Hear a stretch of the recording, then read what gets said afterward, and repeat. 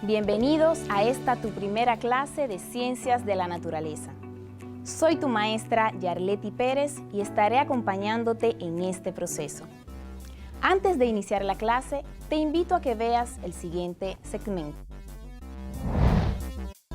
Tú lo sabes, y yo también. Son muchas las cosas que tocamos cada día que están cargados de microbios y otras microbacterias. Tu teléfono móvil, el dinero, y por consiguiente los monederos, el control remoto de la televisión, el carrito de compras del supermercado, la esponja de lavar los platos, el interruptor de la luz, las llaves del carro, el volante, los puños de la bicicleta, los pasamanos de las escaleras, los paneles de control de los ascensores, espejuelos, llavines o cerraduras, lavadoras, dispensadores de jabón, bolígrafos, las mascotas y muchísimas otras cosas más.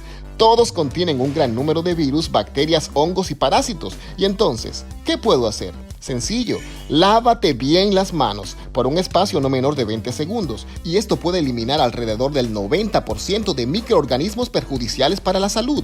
Tú lo sabes y yo también. Cuidemos nuestra salud y la de nuestros seres queridos.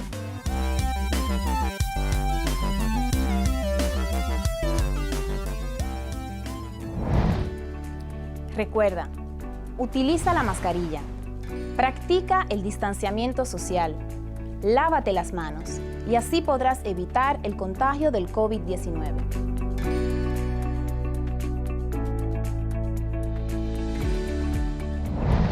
Perfecto, ¿estamos listos para adentrarnos en esta maravillosa aventura del conocimiento? Pues vamos. Hola neurona, ¿cómo te encuentras en el día de hoy? Muy bien, y entusiasmada por conocer el contenido de hoy. Perfecto, vamos a iniciar. Vamos a comenzar con la palabra clave del día de hoy. Y la palabra clave es propiedad. Sí, la palabra clave es propiedad. Palabra clave. Propiedad. Propiedad es un atributo o cualidad de un objeto o elemento. Estas definen las características de todo aquello que tiene masa y ocupa volumen. La palabra propiedad denota una cualidad en un objeto o elemento, como por ejemplo el agua. El agua tiene la propiedad de ser incolora e inodora, lo que quiere decir que no tiene olor ni color.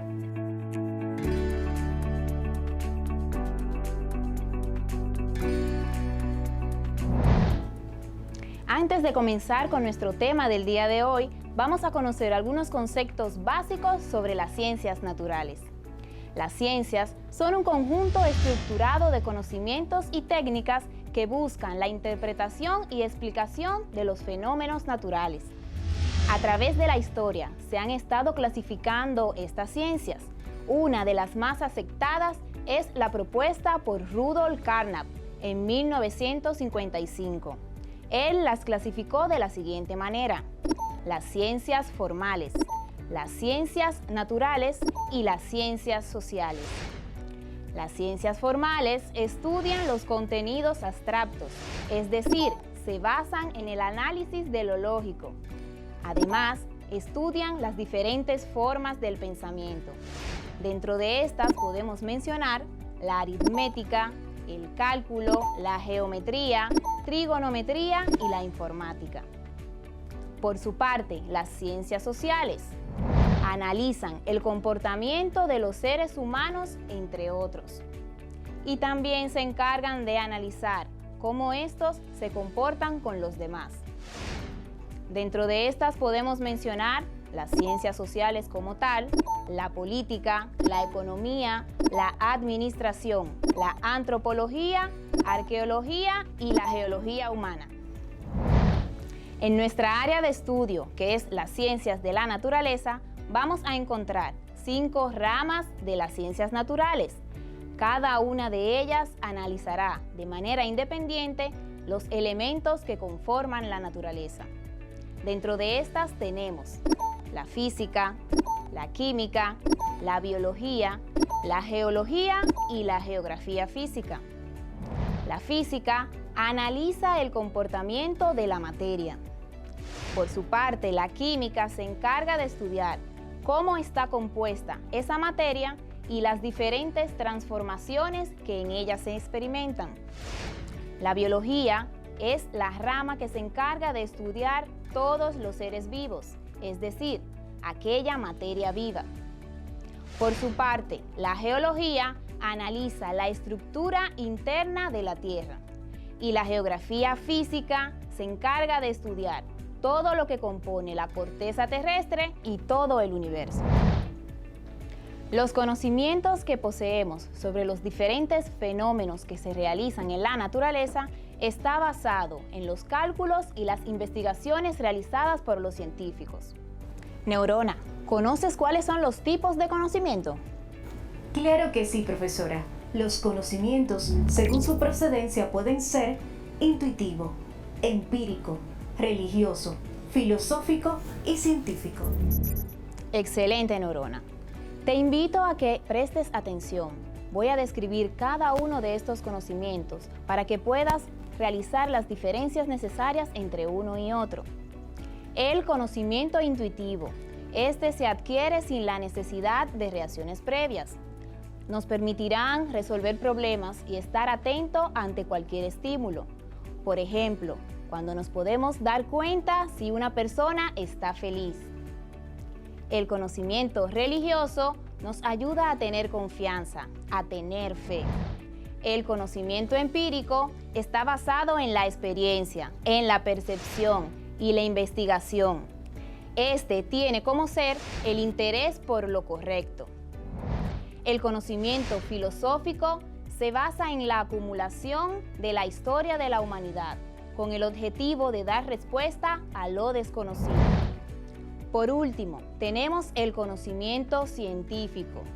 Está basado en dar explicaciones sistemáticas para que podamos llegar a una conclusión exacta. Las formas de trabajo que realizan los científicos está basado en pautas y procedimientos que se deben de seguir para completar una investigación científica. Y esto lo podemos conocer como el método científico.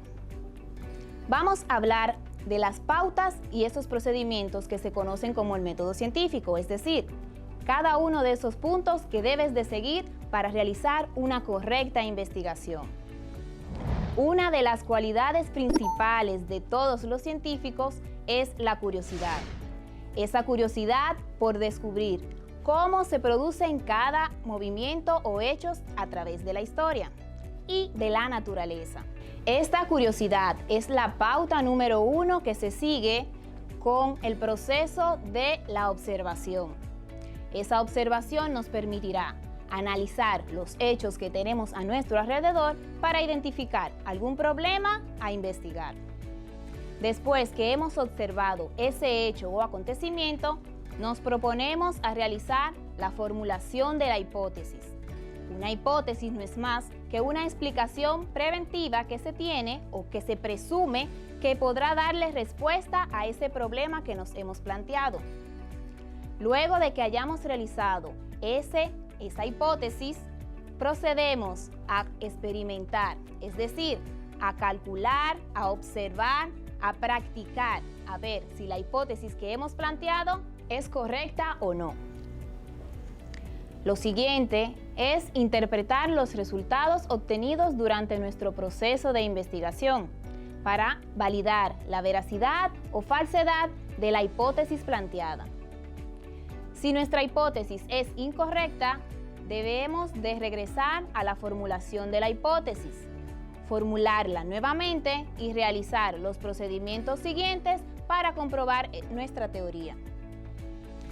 Si obtenemos una hipótesis correcta, podemos formular una ley. Te invito a que anotes los pasos correctos que se deben de seguir para el método científico. Acompáñame a la pizarra.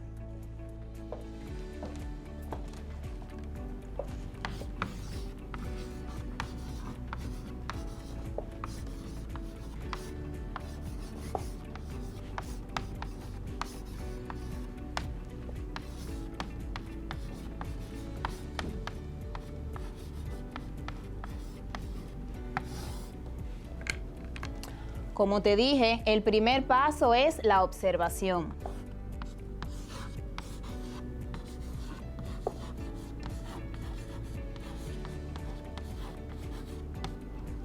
Y esta se fundamenta en la curiosidad del científico que la propone.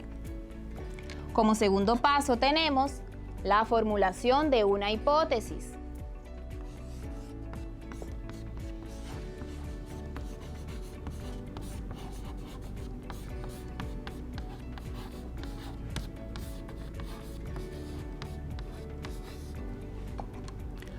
Como paso número 3, la experimentación, es decir, realizar las pruebas necesarias para corroborar que nuestra hipótesis es correcta o no.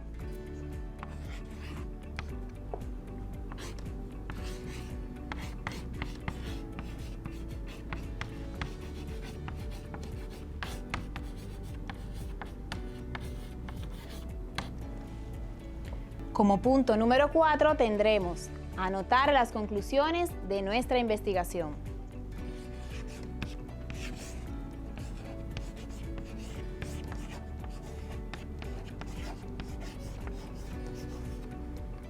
Y recuerden, si nuestra conclusión fueron correctas, podemos formular una ley.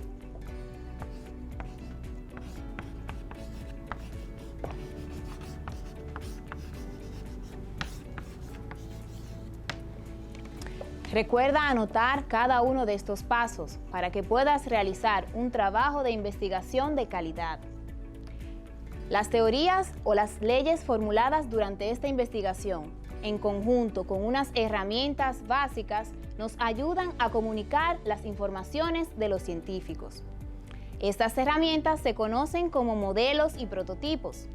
Se encargan de explicar cómo ocurre un fenómeno, un proceso o efecto, relacionando los datos obtenidos de nuestro experimento con las teorías ya estudiadas, como por ejemplo el átomo, que te voy a hablar de él a continuación, y te voy a plantear el modelo atómico propuesto por Bohr en 1913.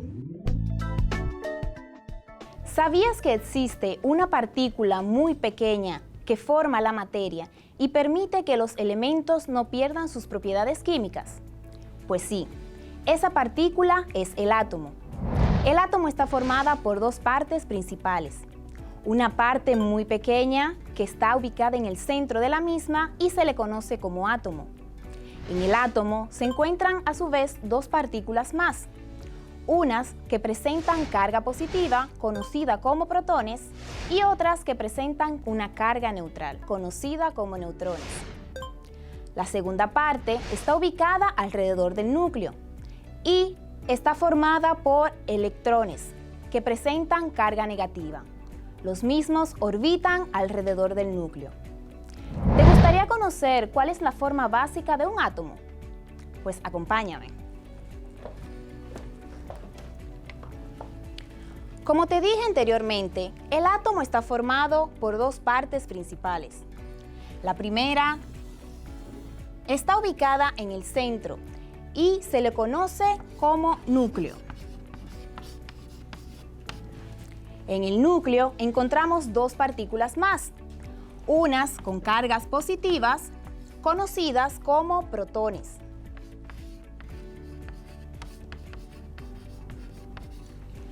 Y otras con carga neutral, conocidas como neutrones.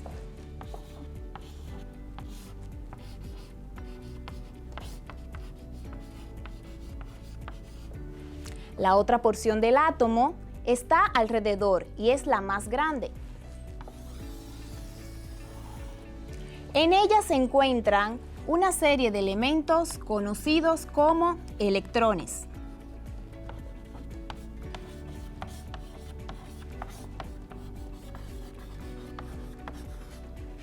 Estos electrones presentan carga negativa. La interacción de los protones con carga positiva y de los electrones con carga negativa es lo que permite la unión del átomo. Como ya dijimos, el átomo forma parte de la materia, pero ¿qué es la materia? La materia no es más que todo lo que ocupa un lugar en el espacio. posee masa, volumen, densidad, como por ejemplo el universo, una flor, el cuerpo, este escritorio, en fin, todo lo que nos rodea. La materia está formada por elementos. Estos elementos están presentes en los organismos vivos y son el oxígeno, el nitrógeno, el carbono y el hidrógeno. Y cuando se unen, forman el 96% del cuerpo humano.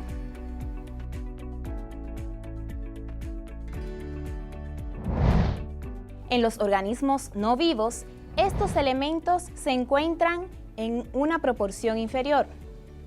Los elementos que se encuentran en los organismos vivos raramente lo podemos ver en la Tierra. ¿Vamos bien hasta aquí? ¿Hay alguna pregunta, Neurona? Así es. Ismael Rodríguez, desde Herrera, nos envía la siguiente pregunta. ¿Cómo se puede dividir la materia? Excelente pregunta, Ismael. La materia se puede dividir en dos partes, las sustancias puras y las mezclas. Las sustancias puras son aquellas en donde las sustancias no se pueden separar aunque se les realicen procedimientos físicos. Las mezclas homogéneas son aquellas en que tendremos dos sustancias unidas extremadamente que no podremos identificar cuál es una ni cuál es la otra. Por el contrario, en las mezclas heterogéneas podremos describir cuál es una y cuál es la otra. Un ejemplo de mezclas homogéneas es el agua de mar. Un ejemplo de mezclas heterogéneas es la unión del agua y el aceite. También, cuando vamos a la playa, podemos identificar cuál es el agua y cuál es la arena. ¿Alguna otra pregunta, Neurona? Así es. Nayelin Bautista, desde el Ensanche Quisqueya, nos envía lo siguiente. ¿Cómo podemos diferenciar un objeto o elemento de otro? Muy bien. Esta diferencia es gracias a las propiedades que presenta la materia. Estas pueden ser físicas o químicas. En las propiedades físicas podemos describir un objeto como es su forma, su color, su textura, densidad, entre otros. Dependiendo de la valoración de las propiedades físicas, también se pueden dividir en cuantitativas, cualitativas, propiedades extensivas y propiedades intensivas.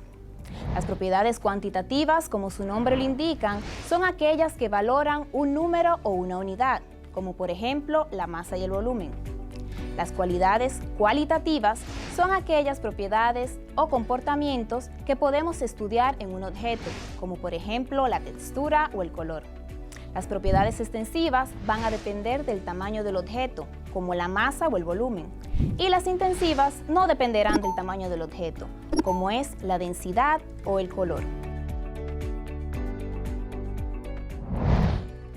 Las propiedades químicas se refieren a los cambios que podemos ver en la composición de la materia y están relacionados con la integración de una sustancia u otra, como por ejemplo la corrosión, que no es más que la oxidación de un hierro. ¿Vamos bien hasta aquí, Neurona? Vamos excelente, profesora. Excelente. ¿Qué tal si practicamos para ver lo que aprendimos en esta unidad? ¿Qué te parece? Interesante. ¿Qué haremos? Perfecto. Te voy a mencionar una serie de propiedades y me vas a decir si es física o química. Ustedes desde sus casas también pueden participar. Vamos con la número 1, Neurona. La combustión. Espere, estoy analizando. En este caso, la respuesta es química. Muy bien. ¿Y la dureza de un lápiz? Un momento, por favor. Determino que la respuesta es física. Muy bien. Si nos referimos a 20 gramos de azúcar, ¿a qué nos estamos refiriendo? En este caso, la respuesta también es física. Muy bien. En el caso de la corrosión. Un momento. La respuesta es química. Muy bien. Por último, tenemos el punto de ebullición. Indiscutiblemente, la respuesta es física. Muy bien. ¿Qué tal si practicamos una vez más?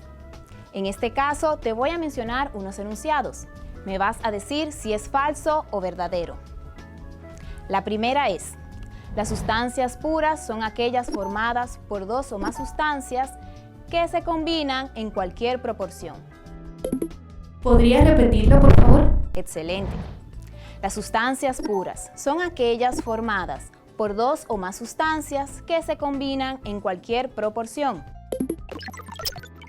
Eso es falso. Esto se refiere a las mezclas, no a las sustancias puras. Muy bien. Vamos con la siguiente neurona. Las mezclas se dividen en homogéneas y heterogéneas. En este caso, la respuesta es verdadera. Excelente. Vamos con la tercera pregunta. Las propiedades físicas son aquellas que se pueden medir y observar. La respuesta es verdadera. Muy bien. Vamos con el último enunciado. Las propiedades químicas determinan las transformaciones que sufre la materia. Espere, estoy analizando. La respuesta es verdadera. Muy bien, neurona. ¿Podrías decirnos qué aprendimos en la clase de hoy? Por supuesto que sí. Hoy aprendimos que el átomo es la partícula más pequeña de la materia y está formada por protones, neutrones y electrones. La materia es todo lo que ocupa un lugar en el espacio y puede dividirse en sustancias puras y mezclas. Las sustancias puras son las que no se pueden separar en otras sustancias y las mezclas son las que están formadas por dos sustancias y pueden dividirse en homogéneas y heterogéneas. También pudimos ver las propiedades físicas y químicas que se presentan en la materia. Las físicas nos ayudan a observar y medir un objeto, mientras que las propiedades químicas identifican las diferentes transformaciones que puede sufrir esa materia. Excelente, neurona. Te invito a buscar un lápiz y un papel, porque vamos a recapitular. ¿Ya lo tienes? Perfecto. El átomo es la partícula más pequeña que forma la materia. Está compuesta por dos partes principales. La más pequeña es el núcleo y está en el centro del átomo. Dentro del núcleo tenemos los protones, que presentan carga positiva. También tenemos los neutrones, que presentan una carga neutral. Alrededor del núcleo tenemos una órbita en donde se encuentran los electrones. Estos presentan cargas negativas. La materia es todo lo que ocupa un lugar en el espacio. Presenta masa, volumen y densidad. La materia presenta elementos importantes en los seres vivos, como son el oxígeno, el nitrógeno, el hidrógeno y el carbono. La materia puede dividirse en dos partes principales: las sustancias puras y las mezclas. Las sustancias puras son aquellas en donde no se pueden separar aunque se les realicen procedimientos físicos. Las mezclas es la unión de dos o más sustancias con proporciones similares. Las sustancias puras pueden dividirse en simples y compuestas. Dentro de las simples podemos mencionar el oxígeno, el hidrógeno, el carbono, el cobre, entre otros. Dentro de las compuestas podemos mencionar el agua, la sal común, entre otros. Las mezclas pueden ser homogéneas y heterogéneas. Un ejemplo de mezclas homogéneas es la combinación del agua y el azúcar, en donde ambas mezclas se combinan entre sí y no podemos identificar una de la otra. Una mezcla heterogénea puede ser la mezcla del aceite y el agua. Si puedes observar, las partículas de aceite se quedan flotando en las moléculas de agua. También hablamos de lo que son las propiedades de la materia. Estas pueden ser físicas y químicas. Las físicas nos permitirán describir los objetos que tenemos a la mano, como por ejemplo la textura de ese objeto o elemento, el color, el olor, la densidad, el peso, etc. Las propiedades químicas nos ayudarán a identificar cómo reacciona la materia de ese elemento ante la interacción con otras sustancias, como por ejemplo la corrosión. Hemos llegado al final de la clase. Te invito a seguir el enlace para que puedas verla nuevamente. Quiero terminar con una frase de la científica célebre María Curie. Ella fue la primera mujer en obtener el título de profesora de la Universidad de París. Además, fue la primera en obtener 2 premios Nobel, uno de física y uno de química. Ella decía lo siguiente: nada en la vida es para sentirse temido, es solo para ser comprendido. Ahora es el momento de entender más, de modo que podamos temer menos. Hasta la próxima.